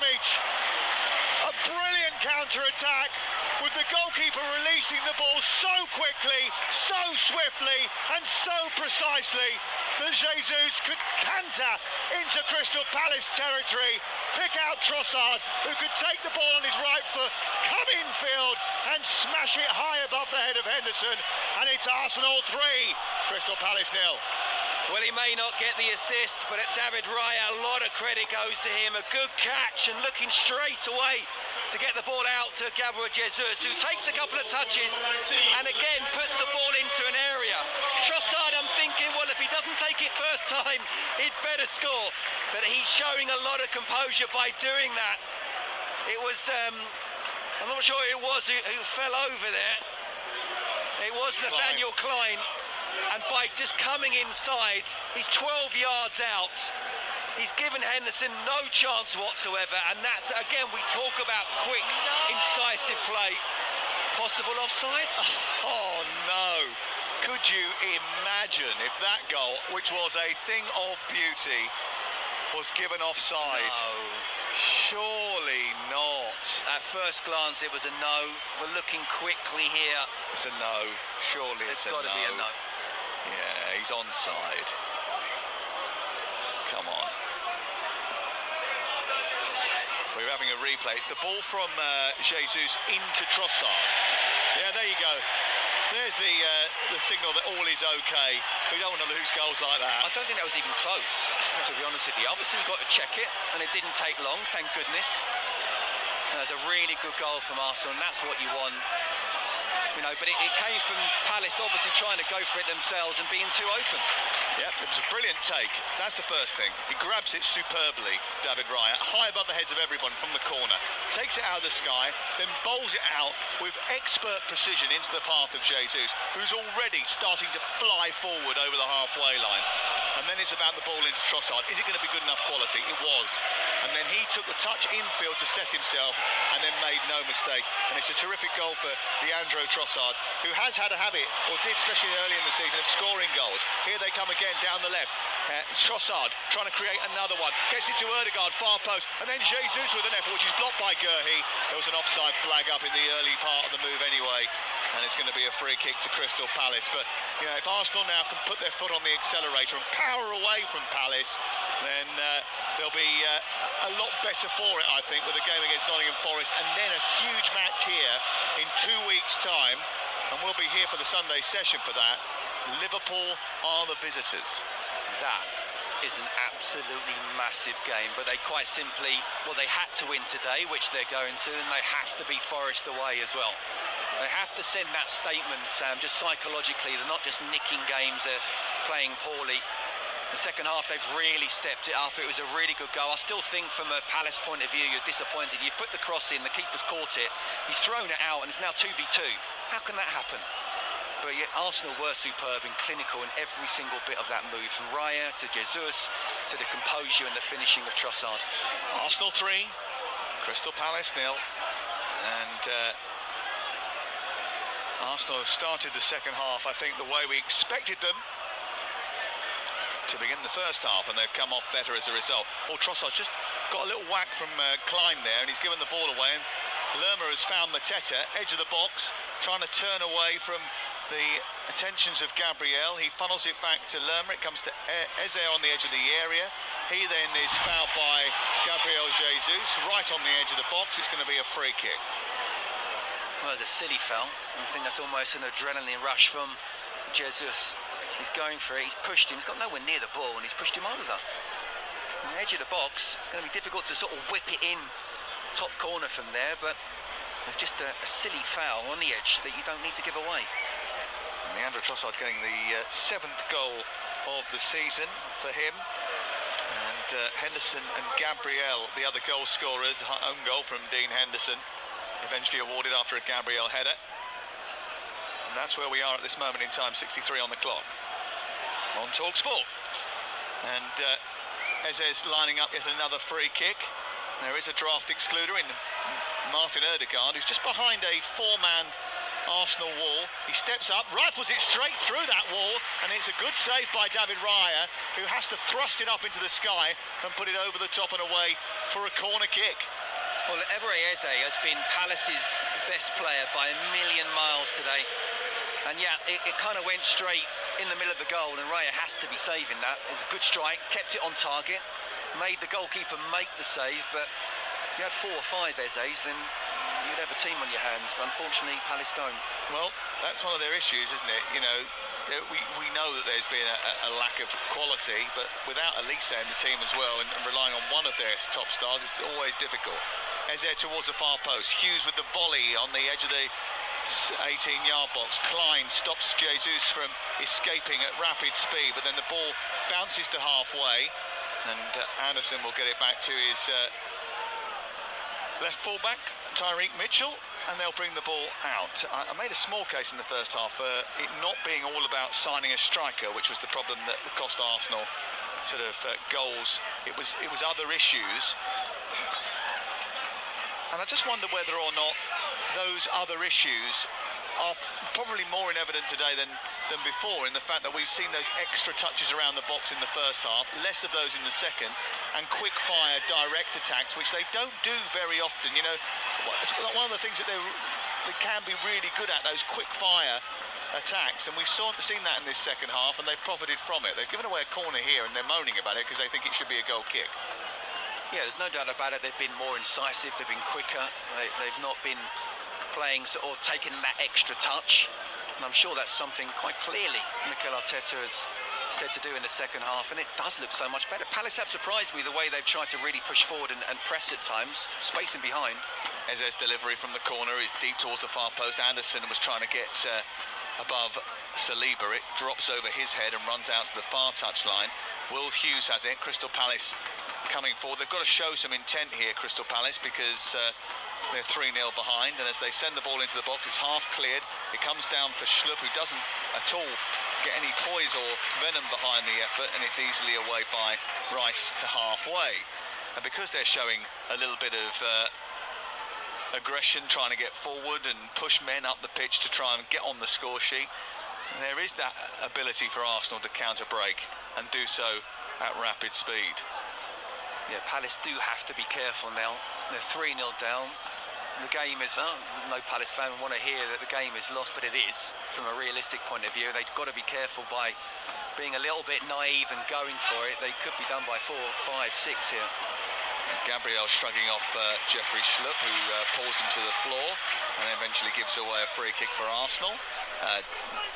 David Ozo is about to come on for Crystal Palace as they look to change it up. Blink first in the substitute stake. Arsenal, I think, probably would have hoped for a better season this campaign. They have 10 fewer points than they had at this stage last season. If they can win here today, then I think what they'll need to do is make this the beginning of a run if they really want to close the gap to those at the top of the table and make a proper fist for fighting for the title once again, which I think, in a sense, we all want them to do to make it a really exciting title race, I think. And I know you've been on record on the Premier League All Access podcast as thanking Arsenal. In fact, you were on your knees at one stage thanking them. You overstepping that a little bit for their contribution to the season last year. Last season they kept the Premier League title race alive. Without them, what would have happened? Exactly. So, yeah, you know, and you want, from a Premier League point of view, as many teams as possible. It's been a brilliant start from Spurs. They're still there or thereabouts. It's been brilliant from Aston Villa. Realistically, it's a 3-horse race, which was in danger before today, becoming a 2.5-horse race, but Arsenal back in it. A 2.5-horse race? Yeah, kind of like they're there, but they're not there, and then they're in danger of just falling away, and that's what you don't want, you know, so it's back to 2 3/4, stroke 3. Scores Arsenal 3, Crystal Palace 0 on TalkSport with Super 6. Predict 6 correct scores from the weekend's action. You could win £250,000 without spending a penny. It's 18 plus. Please look at our terms and conditions. Here is Ødegaard on halfway. Again, his pass just not right to Jesus there. He's picked it up in a really good position. You can hear a couple of irate supporters just down in front of us away to our left. You know, he hasn't had as good a season as he did last year, and maybe that's to be, you know, understood really, bearing in mind he did perform at such a good level last campaign. But I think that Mikel Arteta wants to send a message here. He wants to be able to go home from tonight's match or this afternoon's match and go, do you know what, we've won and we've won well, which is why he's taking off Havertz and he's taking off Trossard. He's bringing on Gabriel Martinelli and he's bringing on Emil Smith-Rowe, who this week, by the way, was linked with a move away from the club in the January transfer window to try and get some football under his belt. I think with West Ham at one point. He is Croydon born, so I think he's been linked with Crystal Palace for that reason as well over the course of the last little while. But his last goal for Arsenal was April 2022 against Chelsea, which was 640 days ago. I know he's had injuries, but that's a long time. Yeah, it's a great opportunity for him then, isn't it? I think Kai Havertz will be disappointed he hasn't filled his boots today. Hasn't really been sort of dominating, let alone not scoring, but yeah, good position and opportunity now for Smith-Rowe. Martinelli goes down the left-hand side, moves towards the left edge of the area. It's sent infield and picked up by Jesus, who looks to return it to him. It's cut out by Richards and sent back to Nathaniel Klein, who will try and get the ball clear for Crystal Palace, who trail here by 3 goals to nil. We'll bring you some team news from some of our 3 o'clocks in just a second. Remember, Adrian taking you round the grounds at 2:30 this afternoon. In the Championship today, no Premier League fixtures at 3 o'clock. The only other one is Brentford against Forest. That kicks off at 5:30. Smith-Rowe, who has had a few blonde highlights put in his hair, robs Palace of possession and then plays it left to Zinchenko. Out to Martinelli. Backpedaling is Klein. He looks to go on the outside into the penalty area. Gets to the byline, he's over on it. Just gone out of play. So when he tried to steer it back goalwards, he just overstretched slightly. And it's a goal kick away to our left. No, he was unlucky, but again, it was direct play, wasn't it? He's trying to either threaten to come inside or go down the line. Really good defending from Nathaniel Klein, you have to say, in the end. But from a fullback's point of view, and I can speak from personal experience, the last thing you want is your winger running at you, looking to be direct every single time he picks up the ball. And, you know, you have to say, with Martinelli not starting the game, it's an opportunity for him to say, hold on a minute, I should be the one there, not the guy in front of me. Yeah, well, Leandro Trossard has certainly put his stake in the ground by scoring that goal. Absolutely. Martinelli himself has been a little bit light in terms of goals this season, only 4. But he does love a goal against Crystal Palace. He's got 3 and 7 against them. Here is Lerma out towards the far touchline. Mark Gurhey has it a yard in from the touchline. It's played into Eze, back to goal, up towards Mateta, but it was cut out brilliantly by William Saliba, who nabbed it and managed to clear. 19 minutes to go on Talk Sport, the home of England's cricket tour to India. You'll be able to listen to over 200 hours of ad-free, uninterrupted commentary from Thursday morning at 3:45. Very much looking forward to that on Talk Sport 2. Here is Mateta being snaffled and stifled by Gabriel, who's had a very good game. Poked back to the halfway line, down to the left, trying to find Eze. Eze looking to try and turn into the edge of the penalty area. He goes beyond Rice and then lays it back into the midpoint of the half and gives it to Lerma. Then Anderson's ball is dreadful. I mean, a good opportunity to get the ball into the box, and he's just hit it wildly over the top of the crossbar. So here's a substitution, and Declan Rice is coming off, and on comes Jorginho. And I suppose, Scott, really, the reason for that is just to try and just add a little bit of caution, protect the likes of Declan Rice, wrap him up in a bit of cotton wool before the big games that are to come. This is just the start of the back end of the season. Yeah, you know, and also what he doesn't want, Mikel Arteta, is injuries to key players. So, you know, Jorginho, fantastic experience, knows how to help control the tempo of a game. They're 3-0 up. There's a bit of protection there. He's not the most athletic, not in the level of a Declan Rice, but the game's won now. So just make a few substitutions and make sure after that winter break from Dubai that no one picks up a serious injury. Yep, they're all in very good spirits after that little trip down to the... I used to love the mid-season break. Did you? Brilliant. Ball given away by Arsenal on the edge of their own penalty area, but there was a foul there. So we'll get team news from the Championship. Norwich against West Brom is live on TalkSport 2 this afternoon. Ian Danter has the team news. One change apiece here. Sam at Carrow Road. Ben Gibson returns for Norwich. Kenny McLean moves into midfield, and Marcelinho Nunez drops to the bench. For West Brom, Tom Fellows is out ill, so it's an enforced change for Carlos Corberán. But Jed Wallace returns to bolster the Albion midfield. A new signing, Andreas Weimann, on the bench. Norwich City against West Brom, live on TalkSport 2 at 3. And West Brom will be one of our many commentaries that we bring you from the 4th round of the FA Cup in the not too distant future. 11:45 next Sunday, not this Sunday, next Sunday. A huge game against Wolverhampton Wanderers live on TalkSport. And that is going to be a hell of a game. Here's Jesus down the left from Smith Rowe. Tries to return it, can't find him. And it's cleared away by Anderson up towards the halfway line. Arsenal come back again. Jorginho back into midfield. It goes to Ben White and all the way back to Saliba. So we'll go off to the game at the Bet365 and Adam Bridge.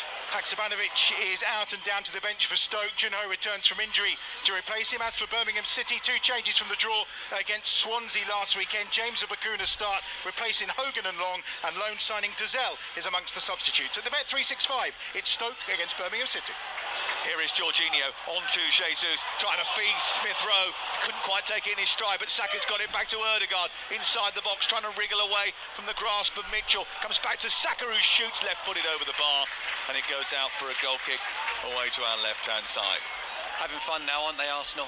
They've got the game won with that 3rd goal, and now they're playing much better. To be fair, from the start of the second half, they really have stepped it up. Again, to use that word, much more incisive, not taking as many touches, running more off the ball. The movement's been really good. So, yeah, this is a 3-0 game right now. Nathaniel Klein off, Hamada on, and França on, and off goes Jeff Schlupp. So a little bit of a rejig for Crystal Palace, and we'll keep an eye on that and see how they shape up as a result after we've gone to Ashton Gate. I wonder if it's still buzzing after Tuesday night's brilliant win over West Ham. Here's Lawrence Mora. Yeah, absolutely. The fans bouncing their way into Ashton Gate today. 2 changes from that team that beat West Ham. Mehmeti and Gardner-Hickman drop to the bench. Knight comes in, and there's also a debut for loan signing Scott Twine. As for Watford, 3 changes from beating QPR. Porteous, Kone and Rajovic coming into the starting 11. At Ashton Gate, it's Bristol City against Watford. On Tuesday night, Middlesbrough take on Chelsea at Stamford Bridge, live on TalkSport in the Carabao Cup semi-final 2nd leg. But before that, they've got to deal with Rotherham, Graham Courtney. Yeah, they certainly have. The Borough going into that game 1-0 up. Well, at the moment, 2 changes made by Michael Carrick for this game. Howson and Vandenberg, they are both out. Hayden and Clark come in. As for Rotherham, well, Liam Richardson, also 2 changes. That's from their 1-0 defeat at home to Stoke. Rathbone and Nambe, they drop down to the bench. Lindsay and Cafu come in. It's the Borough against the bottom of the table Rotherham at the Riverside. And up to Hillsborough quickly, Mickey Gray. For Danny Rose, Sheffield Wednesday, out go Dawson, Diaby, Masaba and Karamatri. In come James Beadle to make his debut in goal, and Valentin, Volks and Fletcher. And it's no changes for Coventry. It's Sheffield Wednesday against Coventry. Corner, far side, has been repelled, and now free kick has been given to Arsenal. 3 yards in from the right touch line as they look at it. And it will be taken by Martin Ødegaard, who left-footed, drips the ball in towards the near post. It's aimed towards Jesus, who waited too long for it, headed away by Jefferson Lerma, and then when it comes back to Jorginho, he skies it over the bar. So we'll go off to Shepherd's Bush, West London, QPR against Millwall. Ian Abrahams. Big London derby, QPR 2 changes. Jimmy Dunn's out, so too Lyndon Dykes, Steve Cook and Paul Smith return. As for Millwall, just 1 change. Norton Cuffy in for Longman, Japhet Tanganga's on the bench. I was just about to say, what about going to Dave Rowe in League 2? And then I remembered that I think Notts County versus Stockport has been called off today, hasn't it? Yeah, I saw that pop up on my Twitter feed or X feed or Instagram feed earlier on today. A couple of games in League 1 and 2 actually have gone because of the weather. It's frozen pitches up and down the country that are causing the issue. We're back underway here, and you're up to date. Remember all the goals as they go in with Adrian at 2:30 this afternoon. Eze dispossessing Ødegaard and getting away from him, wriggling free, feeding the ball down the left side, and then Mitchell's ball into towards the near post was blocked by Saka. It goes out and away for a Crystal Palace corner. 12 minutes to go. Look, a 3-0 down, but how good has Eze been today? In terms of individual performances, he's the one who's really tried to drag Crystal Palace going forward. Looks as if he wants the ball in the first place. The ability to go past players and just create danger for Arsenal, or against Arsenal. Yep, well, he's taking the corner kick over on the far side and right-footed, delivers the ball towards the edge of the 6-yard box. It's a towering, powerful header from Gabriel, and then it just eludes Saka, but Martinelli's picked it up, and Gabriel is over on the far side, but Martinelli is incredibly fast, and he's speeding away from Mitchell and into the box, but Mitchell held his guns, and then Martinelli's taken it off him again as he threatens to clear, comes back to Ødegaard, his shot is deflected into the air, and then eventually Hamada manages to get it to the halfway line. I mean, that was an unbelievable passage of play, because almost like a Bugatti, or Bugatti, sorry, not Bugatti, a Bugatti, he accelerated beyond Mitchell, only to put the brakes on, and Mitchell to nab it, and then once he nabbed it, he gave it to him back. Bugatti, Sam. I have to say, spaghetti. It was a really good battle between the two, and I think, look, I like Mitchell, I really do, and he's quick, but he wasn't as quick as Martinelli there. Just because Martinelli played the ball a little bit inside, gave Mitchell the chance to make the tackle in the end. But Arsenal looking very dangerous and wanting that fourth goal. The score here is Arsenal 3, Crystal Palace 0 on TalkSport with Now, and don't forget that with Now you can stream all the Sky Sports action like Brentford versus Nottingham Forest live today, £11.99, no contract. Search Now Sports. Bit of treatment being given on the edge of the penalty area, away to our left-hand side to Mark Gurhey in the centre circle. There's an issue for Gabriel, and he's just getting a little bit of a rub from the physio. And Eddie Nketiah and Jakob Kivior are about to enter the fray with 10 minutes to go for Arsenal. No surprise at all. This is all about keeping players free from injury, not just fresh, but free from injury. It's the first game back after travelling to a different continent. And Mikel Arteta will be delighted with the win. A clean sheet, he will hope. The last thing he will want is anyone getting injured, so no surprise to see. Is that 5 subs now? Will be by the time these two have entered the fray. Nketiah on, and Kivior on, and Jesus on, and Gabriel off.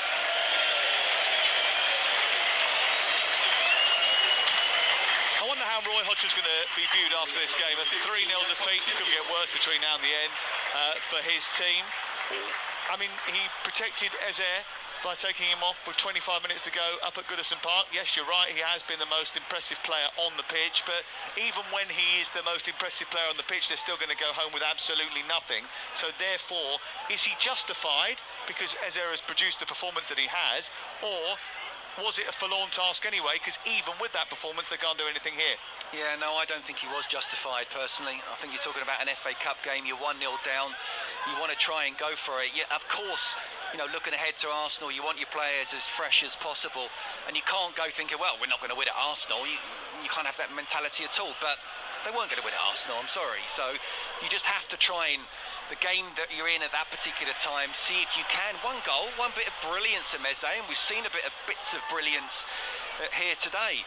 You know, could have taken it to extra time and penalties, and they could be through to the next round of the Cup. So, no, I didn't agree with the decision with him being taken off. I understood it, I didn't agree with it. I wonder what the Crystal Palace fans will make of it. They'll be able to have their say with Jamie O'Hara and Gabby Agbonlahor a bit later on today. 03717 22 33 44 is the number to call. We've got 8 minutes to go before the conclusion of the match. And here is Matthias França. And he's another interesting one. He's got him between Zinchenko and Kivior here, and the flag has gone up. But he's one of those newer players that they've tried to recruit to try and push the squad on. But I was looking through the squad earlier today, and it's still a very old squad. They've got the 4th oldest squad in the league, Crystal Palace, and that was despite a commitment to try and bring the age level down. Here is Saka again, right side, on the attack for Arsenal. Ødegaard trying to poke it into the path of Ben White. White into Saka, and then further back in the midpoint of the Palace half is Zinchenko. Back down the right it goes. Then Ben White delivers across into the near post. Can't get free of Anderson, and then it's scuttled out on the far side by Mitchell, who looks to try and poke it down the touchline, but it's well won back by Jorginho. And then a lovely little back heel by Nketiah. Tries to keep Saka moving, just couldn't quite get on the end of it, and it's cleared away by Crystal Palace. Mateta chests the ball down, plays it out towards the right side.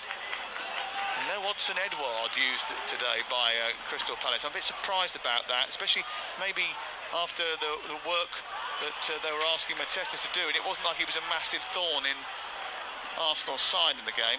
And just as you say that, he wasn't able to hold the ball up yet again. Look, very difficult when you're playing away from home, and it's 5 at the back. It's not 3, it's 5. So you're not going to get that kind of support alongside you, as well as Eze has played. But whenever the ball has gone up to Mateta, he's just not held it at all. Emil Smith-Rowe taking the ball down the side of the penalty area. In it goes to Martinelli. Martinelli helps it on. On the wide right, the ball is picked up by Saka, who faces up Mitchell, comes infield, gives it to Martinelli. A little flick behind him feeds Smith-Rowe. Jorginho trying to keep it moving. He just nudges it forward and then just waits and finds the opening that he was looking for. Has to go square to White, and then now to Bukayo Saka, who's in the number 10 position. Bumped into Martinelli, who didn't control it very well, and it comes back out to Zinchenko on this near side. The thing is as well, Sam, you know, looking from Roy Hodgson's point of view, and people talk about him being pragmatic, and sure, he is. Martinelli into Saka, back to Martinelli down the left side of the box, back to Saka, edge of the area now, a little bit more central, trying to skip the ball away from Anderson. There was an accusation of a foul, it wasn't, and the referee allows play on. It goes back to Raya. But what are the summer recruitments that's come in? You know, Matheus França, who came injured and is a young lad, you're asking him to settle into England. Oh, Henderson's gone wandering and he wasn't going to get there, so Martinelli went out and took it away from him. He's got it on the left-hand side now. He steers the ball back centrally. Jorginho to Zinchenko. 5 minutes to go before the conclusion of the game. One of the accusations will be, though, that Roy hasn't started a single player under the age of 21 in the Premier League this season. No, he hasn't. So even if he has recruited them, they don't use them. No, and obviously it's a big thing about the academy as well. It's Cat 1, and certainly Steve Parish is very proud of it. Here is Emil Smith-Rowe trying to turn away from one defender. Onto the left, Martinelli, back towards Zinchenko's ball into the box is cleared away by Guehi. Back down the left it goes. Martinelli has it once again, trying to get into the box now. He sees Zinchenko. Zinchenko back on the edge of the area to Martinelli, and though two combined despite attention from França. Down the left he goes, a driving ball in towards the near post. It's away by Anderson, and then it's picked up on this right side, and it's cleared away eventually by Ahamada. But, you know, again, you've got Rob Holding, you've got Dean Henderson. Do they need another keeper? I think that's almost a financial thing, where you get him for 15 plus 5, and you can sell him or Sam Johnston for more than that. They don't need another goalkeeper. Who else? Jefferson Lerma, who has done well this season, but it has come on loan. And we go back to the academy. Are the kids good enough? Are they? I'm not so sure. Ose has come on. He clearly is a talent. France is only, 19 as well. I saw Jezrak Saki, who's been injured this season. I saw him last season for Charlton. And trust me, for him to get Player of the Year by Charlton fans is not an easy thing to do when you're a Crystal Palace player. I'm still not sure he's good enough to be Premier League. Guehi's just had to come off because of an injury. He's been replaced by Tompkins, who makes only his 3rd appearance of the season. The score's Arsenal 3, Crystal Palace 0 on TalkSport with Enterprise Rent-A-Car. Enterprise has 450 branches with all the vehicles your business needs. It is an interesting debate, isn't it? Because what happens next, whoever comes in next has probably got to spend money upgrading the squad. And I don't know how much of that is there. No, absolutely. Absolutely. It's not an easy thing to do, but maybe even just things like, and don't forget, you know, Zaha's gone, Elise and Eze have been injured at different points of the season. If the two of them are playing together, you know, you think if something would be good, but when they have played together, that hasn't always happened, but it's not happened enough, so they need time to develop. It's a difficult job right now. You know, everyone expecting Palace to kick on. Well, a lot of the teams in the Premier League are kicking on, but Palace certainly are. And again, I talk about the money and the stand that they're wanting to build and the escalating cost, estimated costs on that. You know, Steve Parra is probably saving money for that, which is why Roy Hodgson was allowed to have another one-year deal. But are the team developing? I don't think so. Well, they're dreadful at conceding late goals as well, so it might not be over yet. They've conceded 11 goals in the final 15 minutes of league games this season. Only second to Sheffield United's tally. And Arsenal coming forward down the right-hand side, and Nketiah's trying to get free in the centre. Ben White has got the ball, but he's gone backwards rather than forwards because he's got no need to force the issue. 3-0 to Arsenal at this stage. Next up for Crystal Palace, is a game against Sheffield United, an away trip to Brighton, then Chelsea, Everton and Burnley in the next couple of weeks. They have won just one of their last 12 after today. It's a big month, isn't it? Here is Martinelli, down the left he goes, trying to take on Ahamada, gets the cross into the box, steered away as far as Zinchenko, who tries to get the shot back towards goal under pressure, and it's saved by Henderson because it was straight down his throat. Yeah, Arsenal themselves about to go within 2 points of Liverpool. They're only moving level on points with City, below them on goal difference, and just above Aston Villa via the same metric. But that's a good place to be right now. Just wonder how much pressure is going to come on Roy Hodgson at the end of this game. I think he will suggest that the performance was okay. We weren't outplayed. We didn't get absolutely trashed. 2 set-piece goals and all that. But, oh, hold on a second. We've got some more news for you. Here is Mateta. And this is much bigger than that. There is a banner which has just been erected over on that far side, and I mentioned one earlier on about the pyro. This is a lot more serious. It says wasted potential on and off the pitch, weak decisions taking us backwards. That is how the Crystal Palace fans feel about this team. And that clearly, first of all, you've got much better eyes than I have, but clearly that's been spent a bit of time, hasn't it? Whether it's been... Well, that's coordinated protest, that is. Totally. It's so big, there's a lot of people who are going to have to hold it. Yeah. So they're all involved in it, they're all believing it. Wasted potential on and off the pitch, weak decisions taking us backward. That is a protest from the Crystal Palace fans here at the Emirates Stadium today, who want to send a clear message to the board.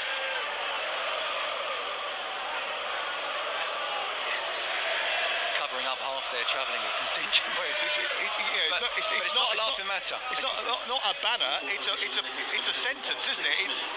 It's 4 different banners that have been held up. They've still got 6 minutes of this to stomach. 3-0 the score. Eze with the delivery, right side, chips the ball towards the far post. Richards with a header. It's over the top and lands on the roof of the net and goes away and out of play and out for a goal kick. In front of those Crystal Palace fans, those upset Crystal Palace fans. Do you know what? I can't disagree with them. You know, where are Palace going? What's the medium term, let alone the long-term aim? There's another banner here, no shared vision, no structured plan.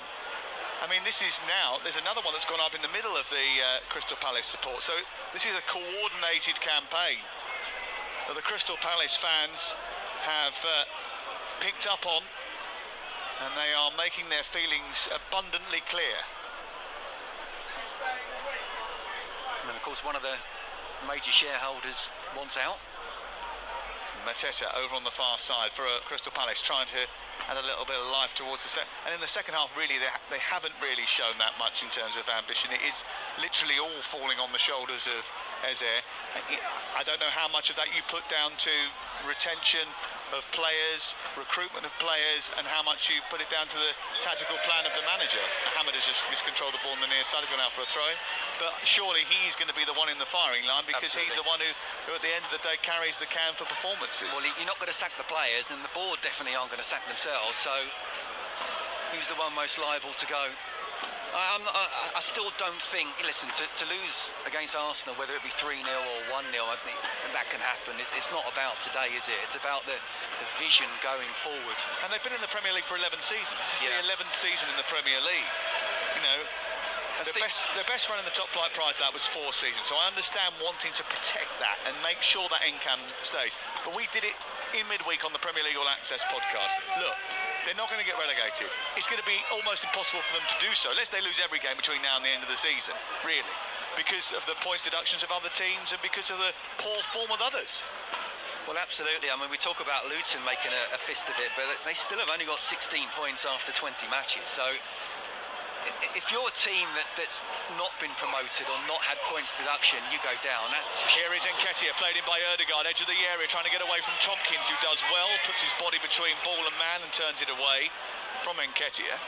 And then Ahamada will bring the ball clear up over the halfway line. He's driving forward here, trying to deliver a ball into the box, which is cut out by Saliba. Arsenal win it and turn it clear. But the big talking point here is that coordinated protest by the Crystal Palace supporters, criticising the board for not having a vision, a structured plan, and it said making weak decisions that are sending the club backwards.